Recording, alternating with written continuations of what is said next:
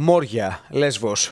For yet another year, for yet another winter, thousands of refugees strive to survive under poor living conditions. Some, the lucky ones, have found a place in the refugee camp that can accommodate up to 3,500 migrants, but those living in the fields next to the center remain exposed to intense cold and rain. Do you see what we are trying to do? We want to build a small wooden house. They have given us a small tent, but we do not fit. We are a 7-member family. Tell me please, who can live in a field full of puddles and rocks? It's winter and I do not have proper clothes. Last September, the number of refugees reached 9,000. The situation was unbearable. People had to wait in line for food for 3 hours for every meal. Now many families try to cook and make bread outside the refugee camp.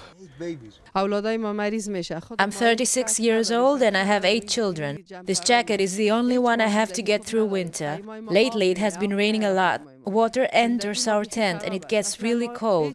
We do not want to stay here. We have to leave. We want to reach Athens. At the end of the year, less than 5,000 refugees live in Moria. According to the Ministry for Migration Policy, at the end of 2018, around 70,000 migrants live in Greece. 11,900 of those live on the Aegean Islands, while 3,500 are unaccompanied minors. Amnesty International argues that Europe has major responsibility for the current deadlock. Through the agreement, through the joint statement signed between the EU and Turkey, the European Union is actually trying to redeem its responsibilities with money. I mean that it funds third countries such as Turkey or Libya in the south in order to keep refugees and migrants far away from its front yard.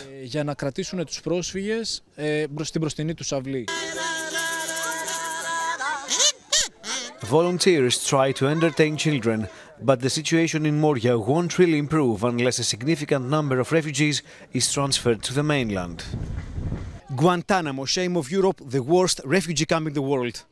These are only some of the names that have been given to Moria by refugees, NGOs and the media over the years. However, Greek authorities argue that poor living conditions are due to the increased number of migrants coming from Turkey. Apóstolos Taikos, Euronews, Lesbos.